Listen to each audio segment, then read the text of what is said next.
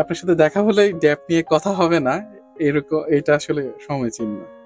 এই ড্যাপ করতে গিয়ে আপনাকে অনেক সমস্যার সম্মুখীন হয়েছেন আপনি, এবং বিভিন্ন সময় আমরা জেনেওছি গণমাধ্যমের মাধ্যমে আপনি অসুস্থ হয়ে পড়েছেন। এইটার গল্প জানতে চাচ্ছি আপনার কাছে। যে কোনো শহরের একটি মাস্টার প্ল্যান তৈরি করা একটা চ্যালেঞ্জের বিষয়, এটা অস্বীকার করার কিছু নেই। এবং ঢাকার মতো একটা মেগা সিটির মাস্টার প্ল্যান তৈরি করা আরো অনেক বেশি চ্যালেঞ্জ, যেখানে শুধু 54টি সংস্থা রয়েছে ঢাকার ভিতরে নাগরিক সেবা প্রদান করে। তাদের কাজটি যেমন সমন্বয় করতে হবে, এট দ্য সেম টাইম ঢাকার যার 1 ইঞ্চি জমি রয়েছে তারও এই ড্যাপের প্রতি তার স্বার্থ সংশ্লিষ্ট রয়েছে। এবং পৃথিবীর শ্রেষ্ঠ পরিকল্পনাবিদকে দিয়ে যদি কোনো শহরের পরিকল্পনা তৈরি করা হয়, পৃথিবীর কোনো পরিকল্পনাবিদে সকল মানুষকে সন্তুষ্ট কোনো পরিকল্পনা তৈরি করতে পারবেন না। কারণ আমরা সকলেই চাই একটি রাস্তা হোক, আমরা একটি খেলার মাঠ তৈরি হোক, একটি টেকসই শহর তৈরি হোক, কিন্তু আমরা কেউই চাই না রাস্তাটি আমার জমির উপর দিয়ে যাক, আমার জায়গাটি অধিগ্রহণ করে একটি খেলার মাঠ তৈরি হোক, এই শহর রাস্তা প্রশস্ত হোক, এই শহরে সুন্দর বাড়ি হোক, কিন্তু আমি চাই না আমার ভবন 2 তলা করব। সবাই চাই, সকল মানুষের এখানে ইন্টারেস্ট রয়েছে, আর ঢাকার মতো মেগা সিটিতে ইন্টারেস্ট রয়েছে।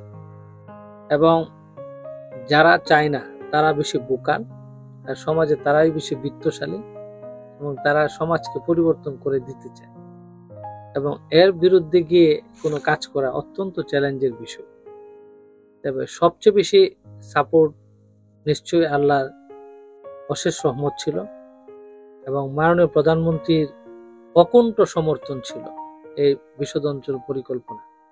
উনি ঢাকার জন্য যে ভালো যা কিছু আছে সকল করার প্রতি উনি একটা অকুণ্ঠ সমর্থন দিয়েছিলেন, এবং শক্ত একজন কোঅর্ডিনেটর, বিশেষ করে যে ড্যাপকে আহ্বায়ক করেছিলেন স্থানীয় সরকার মাননীয় মন্ত্রী।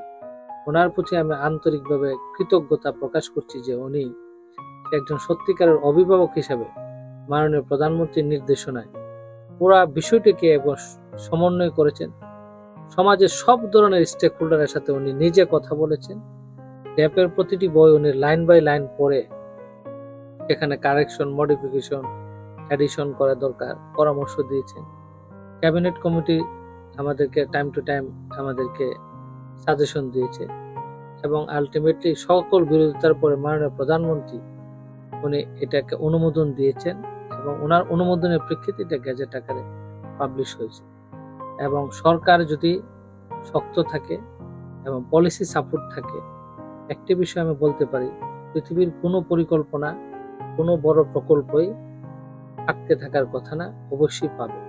সেখানে আমরা ড্যাপের ক্ষেত্রে এটা আল্লাহর অশেষ রহমত, আমি ওনাদের এই সাপোর্টটা পাওয়ার কারণেই কিন্তু আজকে হয়েছে। তাহলে আমার মতো একজন ক্ষুদ্র কর্মকর্তা এত বড় একটি টাকার অঙ্কে রাজধানী উন্নয়ন কর্তৃপক্ষের যত প্রকল্প আছে তার 100 ভাগের 1 ভাগও এই ড্যাপ প্রকল্পের কোনো বাজেট নেই। 33 কোটি টাকার একটি প্রকল্প ঢাকার মতো একটি মেগা সিটির জন্য পরিকল্পনা তৈরি করা, অথচ অন্যান্য মেগা সিটিতে 100 কোটি টাকা। তারপর আমরা ব্যয় সাশ্রয় করে এই প্রকল্পটি করেছি, মাত্র 27 কোটি টাকা খরচ করে এই প্রকল্পটি 4 কোটি টাকা আমরা আমাদের রাজস্ব ফান্ডে ফেরত দিয়েছি। মানে 33 কোটি টাকা বাজেট ছিল, 27 কোটি টাকা খরচ করে এবং 4 কোটি টাকা আপনি ফেরতও দিয়েছি, দিয়ে এই প্রকল্পটি আমরা করেছি। এবং ড্যাপ নিয়ে আলোচনা সমালোচনা আছে, সব মানুষের খুশি করে তো কোনো পরিকল্পনা তৈরি। একটি জিনিস বলতে পারি, ঢাকার 2 কোটি মানুষের সংখ্যাগরিষ্ঠ মানুষের যেখানে স্বার্থ সংশ্লিষ্ট রয়েছে, এবং এই শহরকে একটা বাসযোগ্য, সারা জীবন তো আমরা শুনেই যাই যে কেমন দিন দিন ঢাকা শহর বাসযোগ্যতা হারিয়ে যাচ্ছে, তাকে পুনরুজ্জীবন করার জন্য, পুনরুদ্ধার করার জন্য যা যা সাহসী পদক্ষেপ নেওয়া দরকার ছিল এই বিশদ অঞ্চল পরিকল্পনায় সেটি নেওয়া হয়েছে, এবং নতুন কিছু ইনোভেটিভ কনসেপ্ট নেওয়া হয়েছে। এবং আমি দৃঢ় কণ্ঠে বলতে চাই যে আগামী 5 বছর পরে ঢাকা শহর বৈপ্লবিক পরিবর্তন ঘটবে, সেটা বলবো না। ড্যাপের অনেকগুলি কম্পোনেন্ট সরকারের দপ্তর সংস্থা বাস্তবায়নের উদ্যোগ নিয়েছে এবং করছে, এবং ড্যাপকে ওন করছে। আমি বিশেষ করে মাননীয় মেয়র মহোদয়ের কাছে কৃতজ্ঞ। ওনারা যতগুলি রাস্তা, নতুন রাস্তা তৈরি করছে, সব কিন্তু ড্যাপের প্রস্তাব অনুযায়ী রাস্তা মেনে ওনারা করছে এবং সেই অনুপাতে ডিপিপি তৈরি করছে, রাজধানী উন্নয়ন কর্তৃপক্ষ করছে।